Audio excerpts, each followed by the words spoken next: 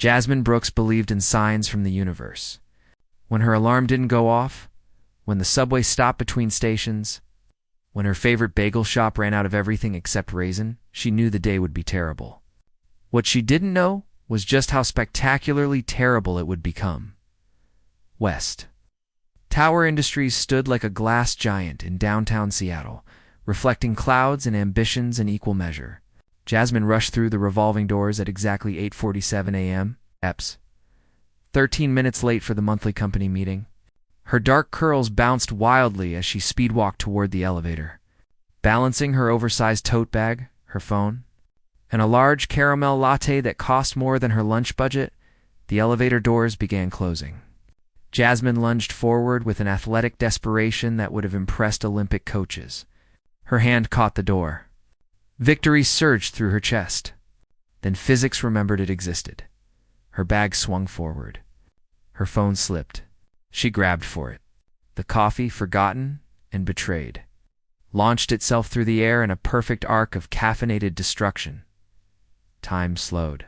Jasmine watched in horror as her latte traveled across space like a heat-seeking missile.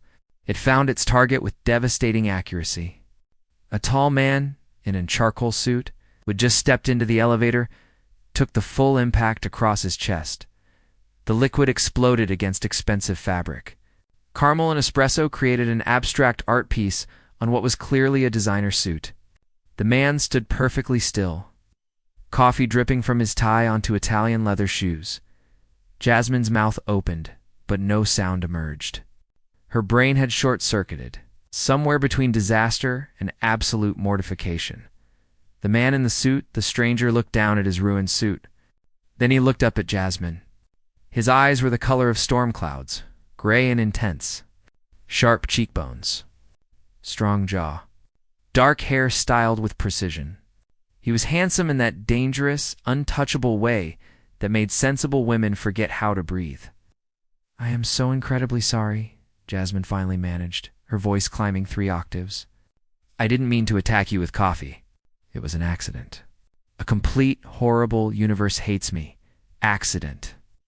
She grabbed napkins from her bag, then realized touching a stranger's chest to wipe off coffee might make things worse. She thrust the napkins at him instead, nearly poking him in the face. The man took the napkins. His expression remained unreadable, carved from granite and disappointment. When he spoke, his voice was deep and controlled. "Which floor?" Jasmine blinked. "What? Which floor are you going to?" "Oh, 15, marketing department." She wanted the elevator to malfunction and drop her straight into the Earth's core. He pressed 15, then 23. The doors closed. Silence filled the small space, thick and suffocating. Jasmine stared at the ascending numbers, willing them to move faster. She could feel him standing there, radiating expensive cologne and righteous anger underneath his calm exterior. "I'll pay for the dry cleaning," Jasmine offered quietly. "Or the suit. If it's ruined, I can do payment plans that won't be necessary." His tone was formal, distant, the voice of someone used to being obeyed. The elevator dinged. 15th floor. Jasmine bolted out like she was escaping a burning building. She didn't look back. She practically ran to her desk, collapsed into her chair, put her head down. Her coworker and best friend, Nina Patterson, rolled her chair over immediately. "Why do you look like you've seen death?" "I just threw hot coffee all over some important-looking guy in the elevator," Jasmine whispered. "Expensive suit. Probably a lawyer or executive. He looked like he could buy my entire existence and cancel it." Nina's eyes widened. "Did you get his name?" "No. I was too busy trying not to die from embarrassment." "Well, hopefully you'll never see him again." Jasmine nodded fervently. In a building with over 3,000 employees, what were the chances? The announcement that chances, as fate would cruelly demonstrate, were 100%. At 9:15 a.m., every employee received an urgent email. "Mandatory all staff, meeting in the main conference hall. Attendance required. No exceptions." Jasmine dragged herself to the large auditorium on the 20th floor, sliding into a seat near the back with Nina. The room buzzed with speculation. Rumors flew about restructuring new projects, possible layoffs. Then the lights dimmed slightly, and the CEO of West Tower Industries walked onto the stage. Jasmine's heart stopped. Then it restarted and tried to escape through her throat. The man on stage, wearing a fresh navy suit that fit him like it was sewn onto his body by angels, was the same man she had doused in caramel latte exactly 37 minutes ago. "Good morning, everyone," he said, his voice amplified through the sound system. "For those who don't know me personally, I'm Theodore Winters, CEO of this company." Nina grabbed Jasmine's arm hard enough to leave marks. "That's the coffee guy?" she hissed. Jasmine couldn't respond. She had stopped breathing. Her face burned hot enough to grill steaks. Theodore continued his speech about quarterly projections and new initiatives. But Jasmine heard nothing. She was too busy planning her resignation letter and considering which foreign country had the most lenient immigration policies. Then Theodore's eyes swept across the audience. They paused when they reached the back section. For one terrible, infinite second, his gaze locked directly onto Jasmine. His expression didn't change. No smile, no frown, nothing, but Jasmine knew. He recognized her. And worse, he knew exactly where she worked, what department she belonged to, and probably her full legal name by now. The week of hiding what followed was the most stressful week of Jasmine's professional life. She developed a Theodore Winters early warning system that would impress military strategists. She memorized his schedule through careful observation and well-placed questions to his executive assistant. When she heard his distinctive footsteps in the hallway, she would suddenly discover urgent business in the supply closet. If she spotted his tall frame reflected in glass walls, she would veer sharply into the nearest women's restroom. Once, she actually hid behind a decorative plant for 6 full minutes. Nina found the whole situation hilarious. "You're acting like he's a shark and you're bleeding in the ocean." "He's the CEO," Jasmine protested. "He could fire me for damaging his property. That suit probably costs more than my car. Your car is held together with duct tape and prayer." Exactly my point. Despite her best efforts at invisibility, Jasmine began noticing something strange. Theodore seemed to be everywhere. Not in an obvious way, but she would turn a corner and he would be there, speaking with department heads. She would be in the coffee room and he would walk past. Always professional. Always composed. Never acknowledging her directly, but she felt his presence like static electricity before a storm. Friday afternoon. Jasmine decided she had successfully survived the week. She was gathering her things already mentally at home in comfortable clothes when her phone pinged. An email from Theodore Winters' office. Subject: meeting request. Her hands shook as she opened it. "Miss Brooks, please report to my office on Monday at 9 a.m. Regards, Theodore Winters." Jasmine stared at the screen. Nina read over her shoulder and whistled low. "Well," Nina said cheerfully, "it was nice knowing you." Jasmine spent the entire weekend convinced she would be fired. She rehearsed explanations, apologies, and desperate pleas. By Monday morning, she had worked herself into a state of quiet panic that made her earlier. Anxiety looked like mild concern. She stood outside Theodore's office at exactly 9 a.m., wearing her most professional dress and clutch a folder she didn't actually need. Taking a deep breath, she knocked. "Come in." His voice carried through the heavy door. Jasmine stepped inside. Theodore's office was massive, with floor-to-ceiling windows overlooking the Seattle skyline. Modern furniture. Minimalist design. Everything precisely placed. Theodore sat behind his desk, hands folded, watching her with those intense gray eyes. He gestured to the chair across from him. "Sit down, Miss Brooks." Jasmine sat. Her heart hammered against her ribs. "I believe we got off on the wrong foot," Theodore began. His tone was neutral, impossible to read. "I'm so sorry about your suit, Mr. Winters. I take full responsibility. I was careless and distracted, and I completely understand if you need to take disciplinary action." Theodore leaned back in his chair. Disciplinary action. For destroying your property and being unprofessional? Something flickered across his face, almost like amusement, but gone too quickly to be certain. "Miss Brooks, I didn't call you here to punish you for an accident." Jasmine blinked. "You didn't?" "No." He paused. "I called you here because I've noticed you've been avoiding me all week with impressive dedication." "I wasn't. You hid behind a plant." Jasmine wished the floor would swallow her. "You saw that?" "Everyone saw that." She wanted to die. "I'm sorry, Mr. Winters. I was embarrassed and didn't know how to face you after what happened." Theodore stood and walked around his desk. He leaned against it, arms crossed, studying her with an intensity that made her skin tingle. "Jasmine," he said, using her first name for the first time. "I don't bite. You're the CEO. I'm also just a person who had coffee spilled on him. Accidents happen." His reasonableness somehow made everything more confusing. Jasmine had prepared for anger, disappointment, cold corporate punishment. She had not prepared for kindness. "Thank you for being understanding," she said quietly. Theodore nodded. Then, just as she thought the meeting was over, he added, "There is one thing." Jasmine tensed.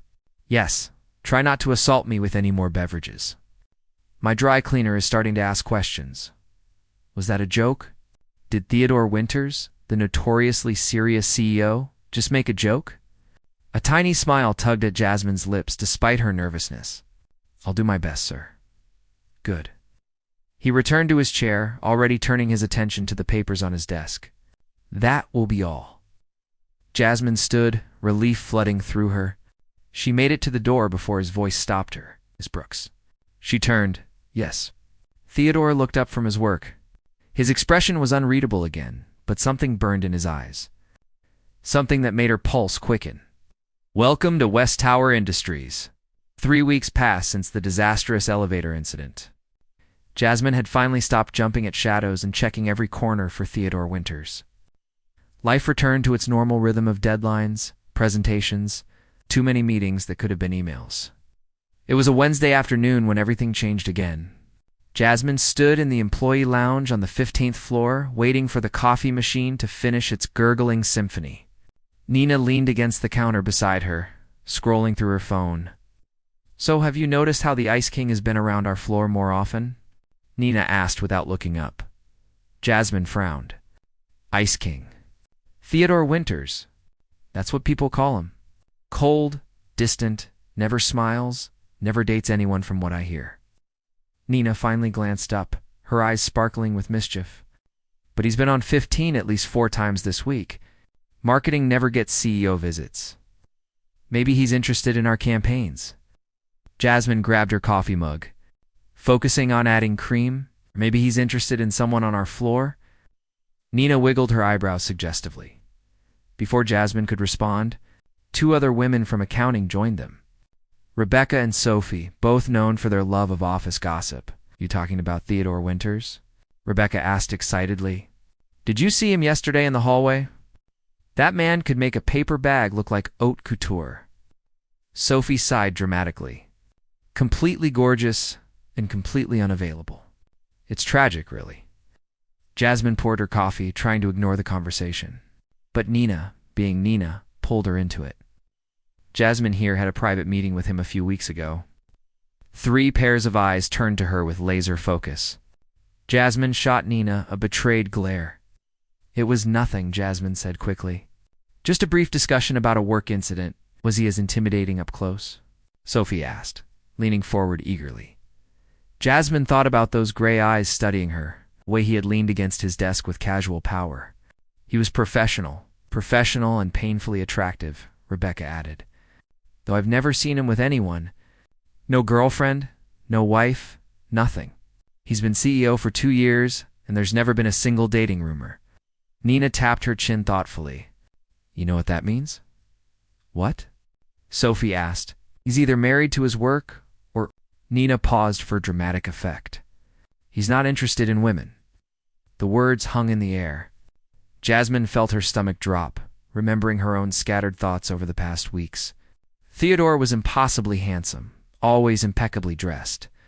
Never seen with any romantic partner, maintained perfect emotional control. "You think he's gay?" Rebecca whispered, eyes widening. Nina shrugged. "Makes sense, doesn't it? A man that attractive who shows zero interest in the hundreds of women throwing themselves at him? He's either taken or playing for a different team. That would explain so much, Sophie agreed. I heard Patricia from HR asked him to a charity gala last year, and he turned her down so politely she couldn't even be offended. Stayed. She should have grabbed her coffee and walked away. But the caffeine hadn't kicked in yet, and her mouth engaged before her brain could stop it. He's definitely gay, Jasmine declared with absolute confidence she didn't actually possess. A straight man that good-looking would at least show some interest in someone.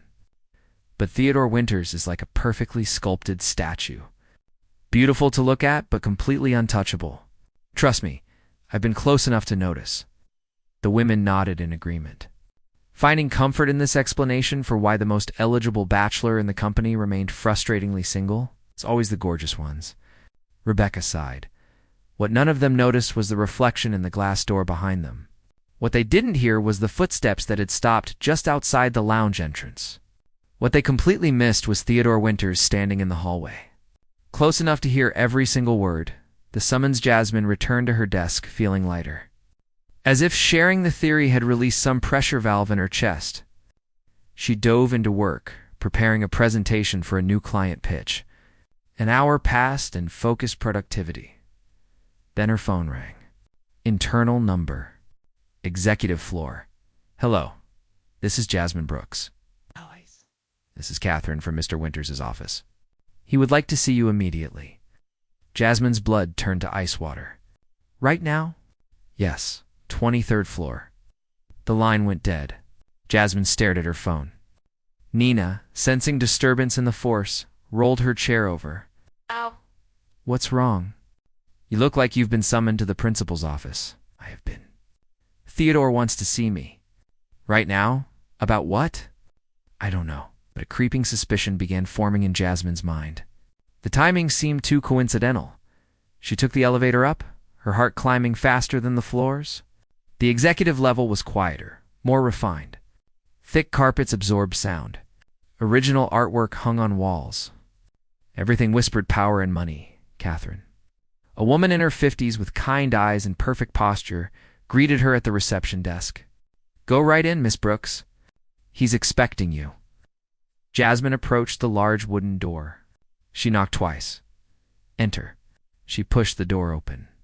Theodore sat at his desk, backlit by the afternoon sun streaming through the windows. He wore a black suit today with a silver tie. His expression was unreadable, but something in his posture suggested coiled tension. You wanted to see me, Mr. Winters? Close the door. Jasmine obeyed, her mouth going dry.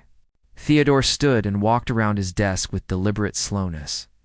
He stopped a few feet away from her, hands in his pockets, studying her with an intensity that made her skin prickle. Do you remember our conversation 3 weeks ago? He asked, his voice dangerously calm.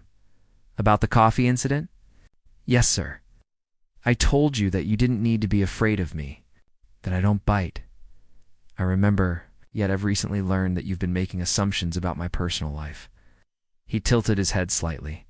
Interesting assumptions. Jasmine's heart stopped. Oh no. Oh no, no, no. I don't know what you mean, she tried, but her voice came out strangled. Theodore took a step closer. Really? You don't recall a conversation in the coffee lounge approximately 90 minutes ago? Something about me being definitely gay? The floor should have opened up. Demons should have dragged her to the underworld. Anything would have been better than standing in Theodore Winters' office while he quoted her own stupid words back at her. His eye.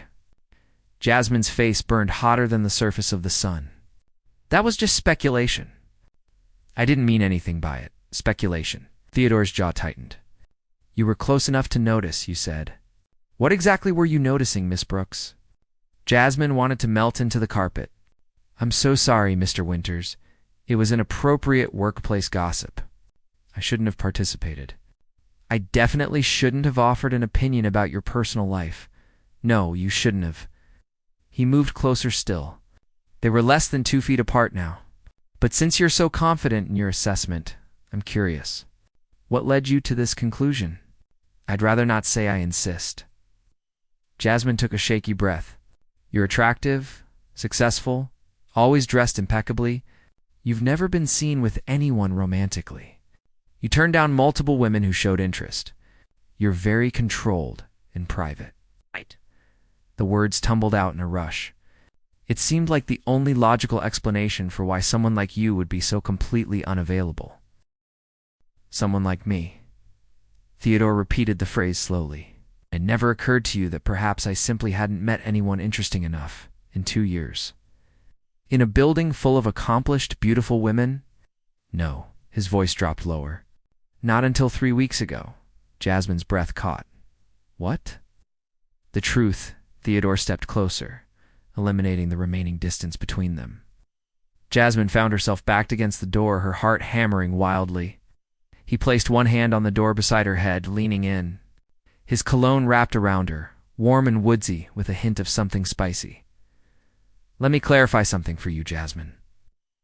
Her name on his lips sounded different, intimate. I am not gay. I shouldn't have assumed you want to know why. Turned down Patricia from HR. He continued as if she hadn't spoken, because she bored me within 30 seconds. You want to know why I've never dated anyone from this company? Because no one here has ever challenged me, surprised me, or made me laugh. Mr. Winters, until you threw coffee all over me and then proceeded to hide behind office plants for a week. The corner of his mouth lifted in something that might have been a smile in another universe. That got my attention. Yes. Jasmine couldn't breathe properly. You can't be serious. Been on your floor 4 times in the past 3 weeks. Not because I suddenly care about marketing metrics, but because I wanted to see you. Every time, you've either been in meetings or deliberately avoiding eye contact. That's because you're my boss's boss's boss. And you're the only woman in this building who looks at me like I'm a regular person instead of a walking dollar sign. His free hand lifted, fingertips brushing a stray curl away from her face. Even when you're insulting my sexuality in the coffee room, the touch sent electricity down her spine. I really am sorry about that, are you? Theodore's voice held a challenge. Or are you just sorry I heard it? Both, Jasmine admitted honestly. Definitely both. His laugh was quiet, barely more than an exhale, but it transformed his entire face. For a moment, the Ice King melted, and Jasmine saw the man underneath the corporate armor. I should probably fire you for the gossip alone, Theodore said, but there was no heat in his words. Please don't. I really need this job, and my health insurance.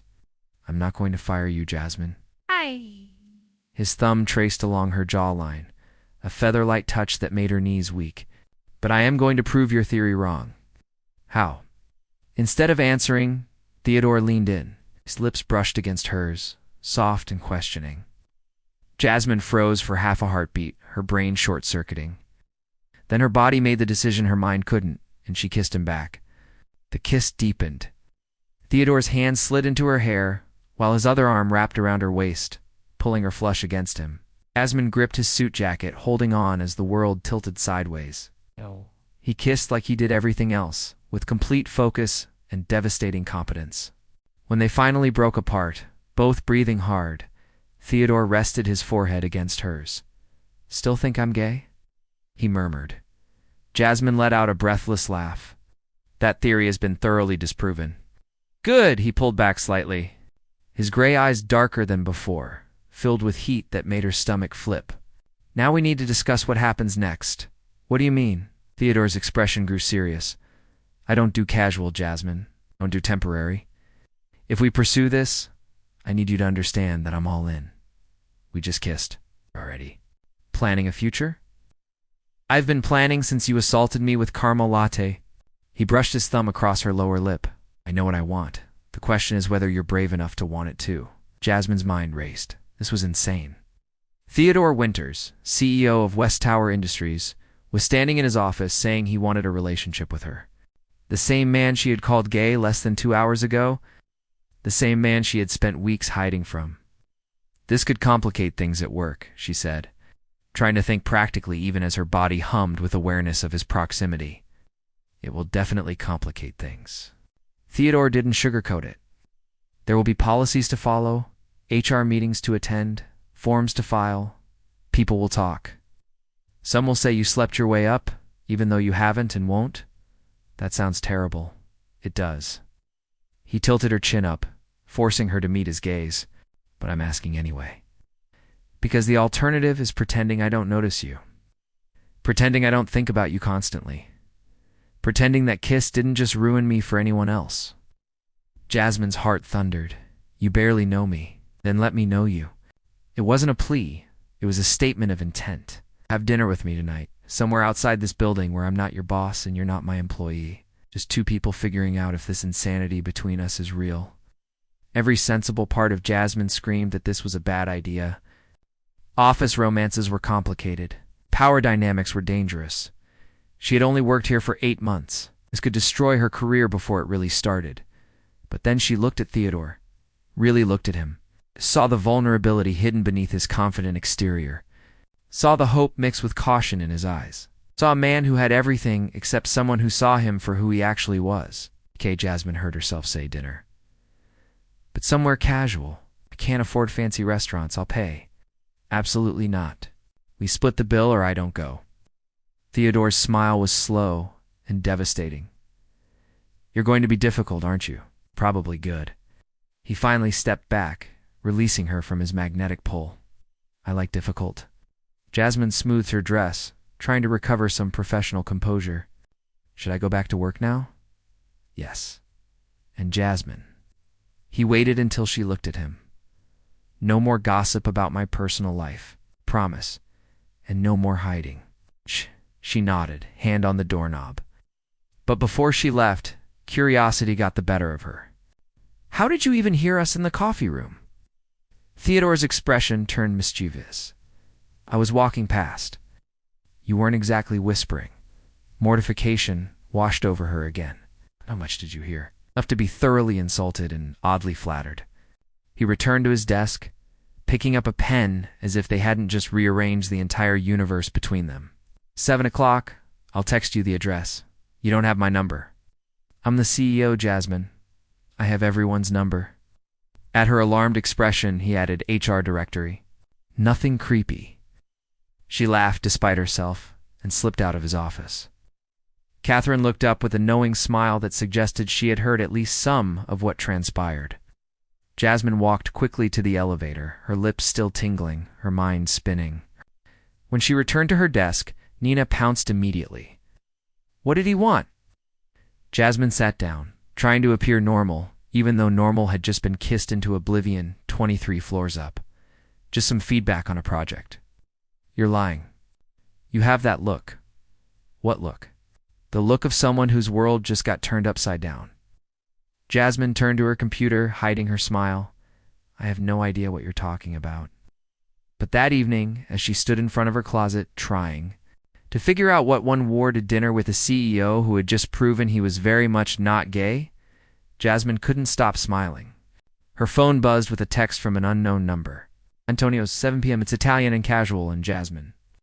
Or whatever makes you comfortable, I'm interested in you, not your wardrobe.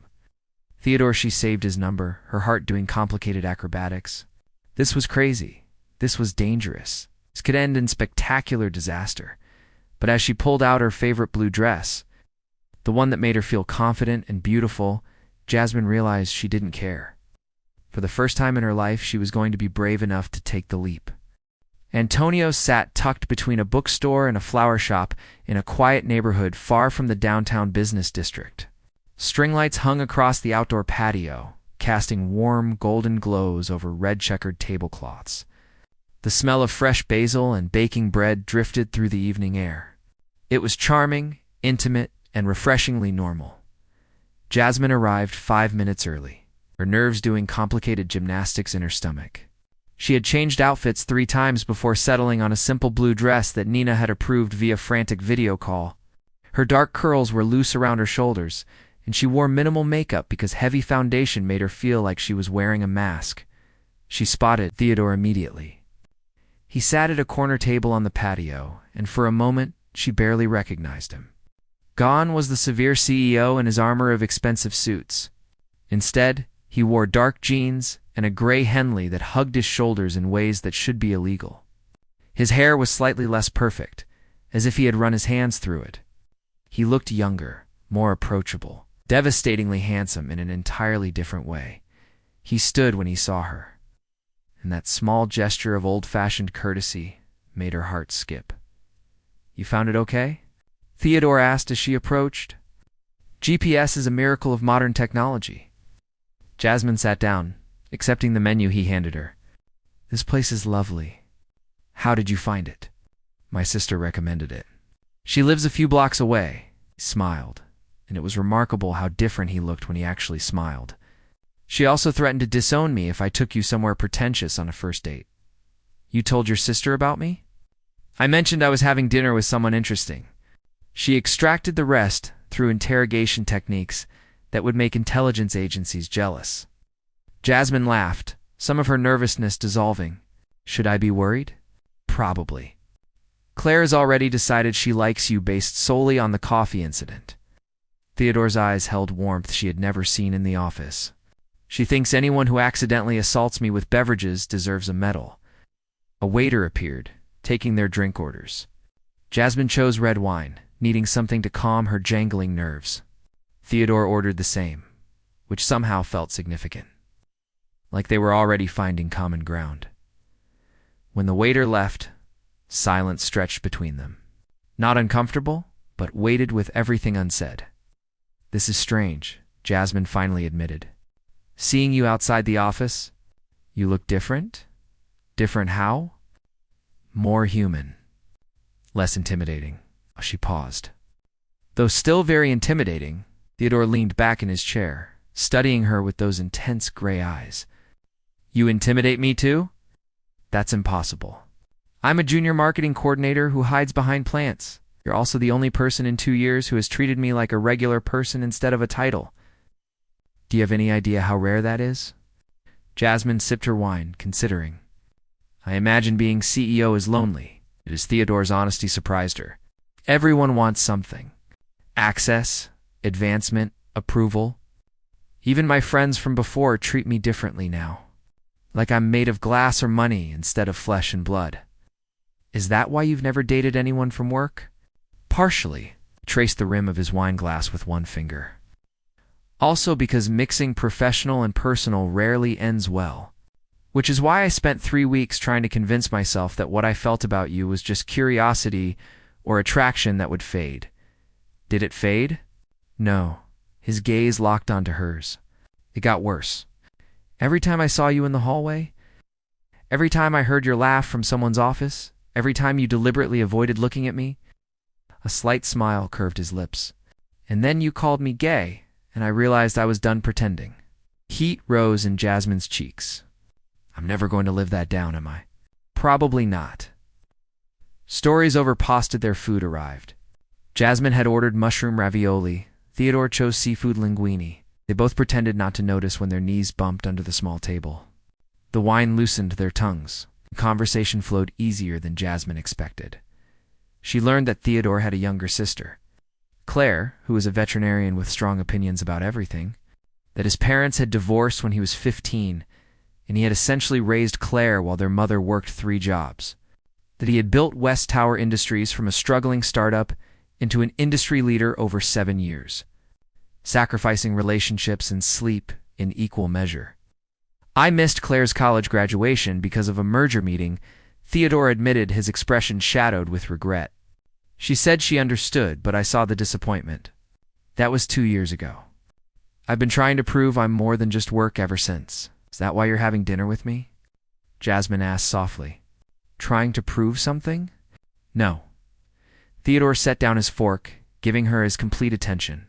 "I'm having dinner with you because when you spilled coffee on me, you looked at me like I was a person who had been inconvenienced, not a deity who had been offended. And when you hid behind that plant, you made me laugh for the first time in months." Jasmine twirled pasta around her fork, processing this. "I'm not special, Theodore. I'm just regular. You're anything but regular." He reached across the table, his fingers brushing hers. "You have no idea how extraordinary or ordinary feels when you've been surrounded by performance for years." The touch sent electricity up her arm. Jasmine turned her hand over, letting their palms connect. His hand was warm, slightly calloused, strong. They sat like that for a moment, the noise of the restaurant fading into background static. "Tell me something real about you," Theodore requested. Something you don't put on resumes or tell coworkers? Jasmine considered. I wanted to be a writer. Stories, novels, anything creative. But I needed stable income and health insurance, so I went into marketing. I tell myself it's still storytelling, just for brands instead of characters. Do you still write? Sometimes. Late at night when I can't sleep? Nothing good, just fragments. She felt vulnerable admitting this. What about you? If you weren't a CEO, what would you be? Theodore's answer came without hesitation. A carpenter. Working with my hands, building things that last. My grandfather was a woodworker. I spent summers in his shop learning how to shape wood into furniture. It was simple, honest work. Jasmine tried to picture Theodore covered in sawdust instead of expensive cologne, and the image worked surprisingly well. Why didn't you pursue it? Responsibility, bills, Claire's education. I shrugged. Real life got in the way of dreams. But I still have his tools in my apartment. Sometimes I build things on weekends. What kind of things? Bookshelves, mostly. I give them to Claire, who has an irrational number of books about animal medicine. The image of powerful Theodore Winters building bookshelves for his sister made Jasmine's heart melt a little. This man contained multitudes beneath his corporate exterior. They talked through dinner and dessert. A shared tiramisu that Jasmine insisted they split despite Theodore's protests. She learned about his terrible addiction to crime documentaries, his inability to keep houseplants alive, his secret love of old jazz music. He learned about her chaotic family, her college years studying English literature, her dream of someday visiting every bookstore in Seattle. The walk home, Theodore insisted on walking Jasmine to her car, which was parked 3 blocks away. The night air was cool, carrying the scent of rain that hadn't fallen yet. Their hands brushed as they walked, and finally Theodore captured her fingers, lacing them with his. I have a confession, he said as they strolled past closed shops with darkened windows. Should I be worried? Possibly. He squeezed her hand. I've been planning this evening for 2 weeks. Since the day you hid in the supply closet? Jasmine stopped walking. You knew I was in there? The door was cracked. I saw your shoes. His smile was fond. You were muttering to yourself about needing better life choices. Oh my God. Jasmine covered her face with her free hand. That's mortifying. Theodore gently pulled her hand away, holding both of her hands now. They stood under a streetlight, shadows and golden light playing across his features. It was charming. You're charming. Even when you're panicking or making wildly inaccurate assumptions about my sexuality, are you ever going to let that go? Never. He stepped closer, their joined hands the only thing between them. But I'll make you a deal. You stop hiding from me, and I'll stop bringing it up. That hardly seems fair. Life rarely is. Theodore released one of her hands to cup her cheek, his thumb brushing across her skin with devastating gentleness. But this feels fair. You and me, figuring this out together. Jasmine's breath caught. You're very confident for someone who just met me 3 weeks ago. I'm confident about very few things, Jasmine. Business decisions, market strategies, quarterly projections. But this. He gestured between them. This terrifies me. You terrify me? I terrify you? Completely. His voice dropped to barely above a whisper. Because I could fall for you easily, disastrously, and I have no idea if you feel even a fraction of what I'm feeling. Jasmine's heart hammered against her ribs. This vulnerable honesty from the man who commanded boardrooms and million-dollar deals undid something fundamental inside her. I feel it, she admitted quietly. I've been feeling it since you made that joke about your dry cleaner. Maybe even before that. Theodore's expression transformed, hope and relief and something deeper flooding his features. Yeah. She smiled, feeling brave.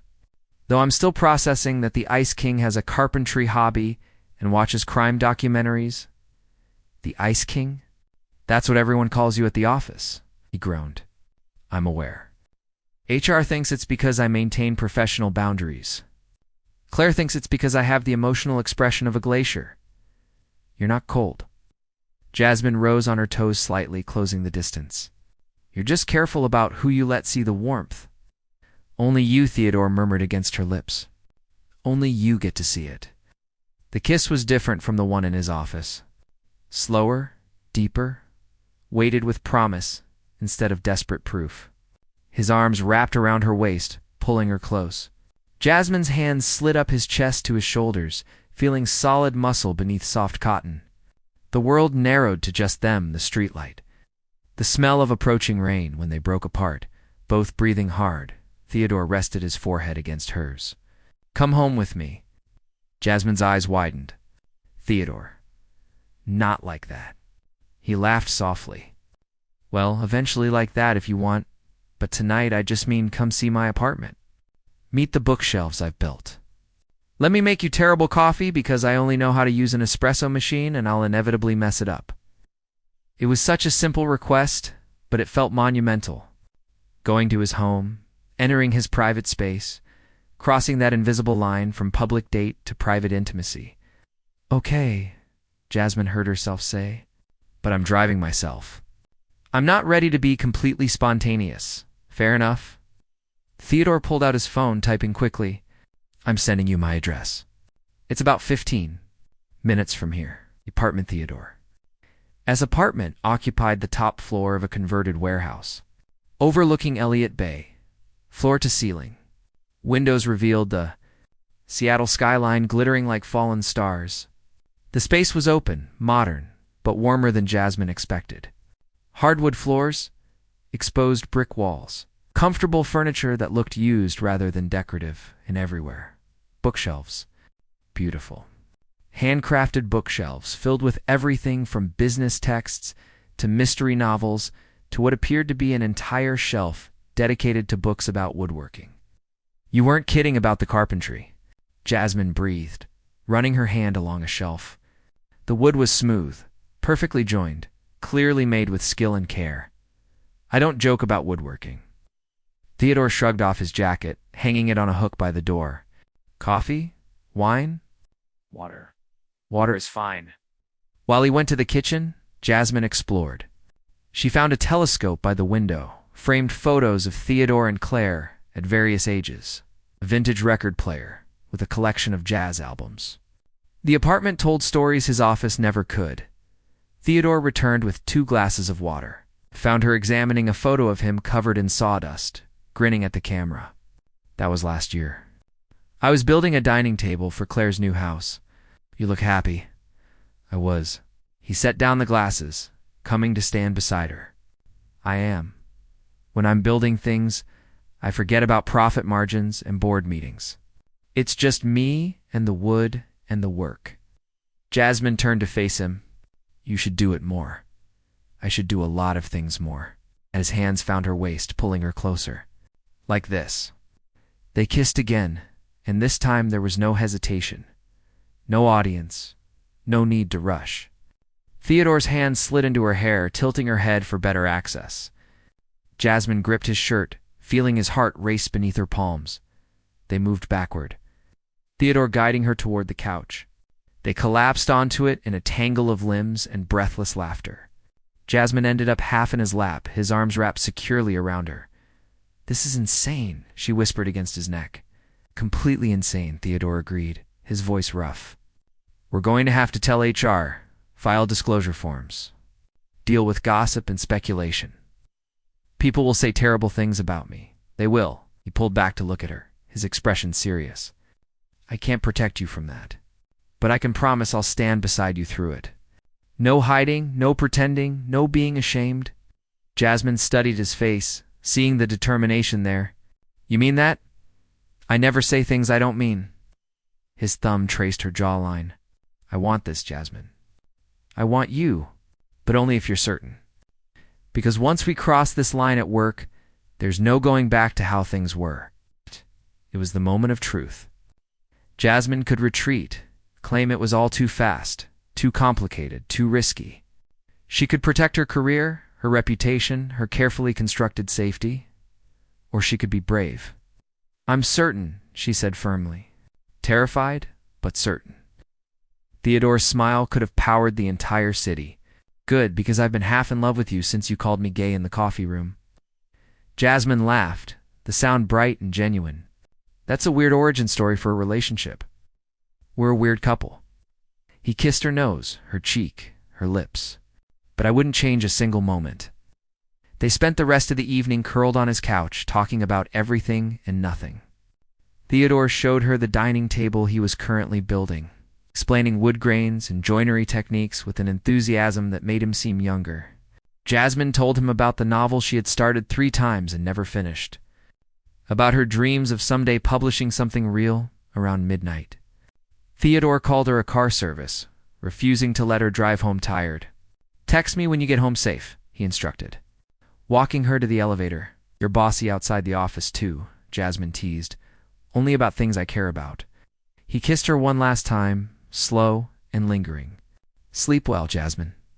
The morning after, Jasmine woke 2 texts from both Nina and Theodore. Nina's message read, "You never came home last night. Tell me everything." Theodore's was simpler. "Good morning. I'm meeting with HR at 9 to file the relationship disclosure. Are you ready for this?" Jasmine sat up in bed, reality crashing over her. This was really happening. She was dating Theodore Winters, the CEO, her boss's boss's boss. The Ice King, who turned out to have the warmest heart, hidden beneath layers of professional armor. She texted back, "Ready, let's do this." At the office, Jasmine walked in with her head high.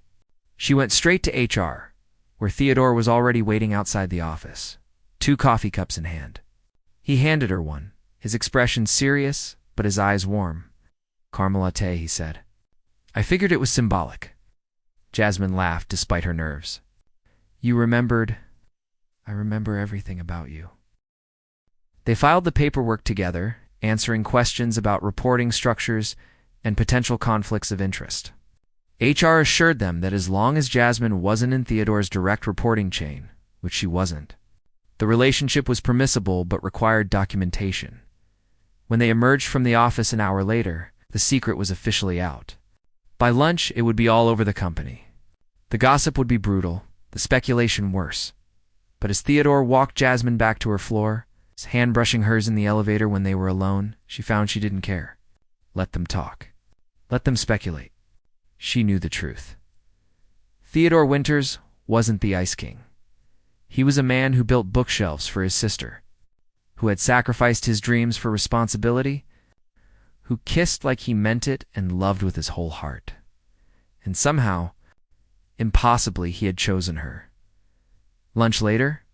Theodore asked as the elevator reached her floor. "You're asking me on a date at work?" "I'm asking my girlfriend if she wants to have lunch." He smiled, that devastating smile that still made her knees weak. "There's a difference, girlfriend," Jasmine repeated, testing the word. "That's very official, I told you. I don't do casual."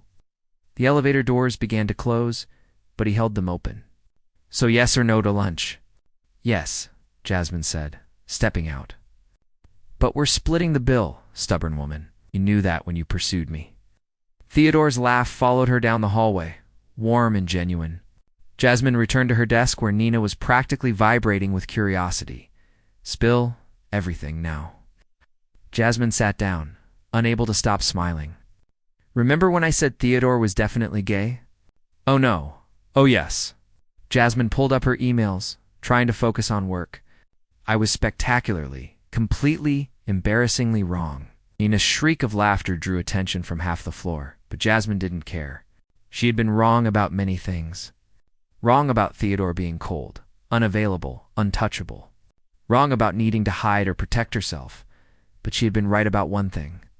Sometimes the universe sent signs. And sometimes those signs came in the form of a catastrophically spilled coffee and the courage to be brave enough to take the leap. Her phone buzzed with a text from Theodore. "Still thinking about you? Is that inappropriate workplace behavior?" Jasmine typed back, "Completely inappropriate. Do it again." Outside her window, Seattle sparkled in the morning sun. Inside her chest, something warm and hopeful bloomed. This was just the beginning of their story, and for once, Jasmine couldn't wait to see what came next. The Ice King had melted, and in his place stood a man who built bookshelves, watched crime documentaries, and somehow, miraculously, loved her back. The end.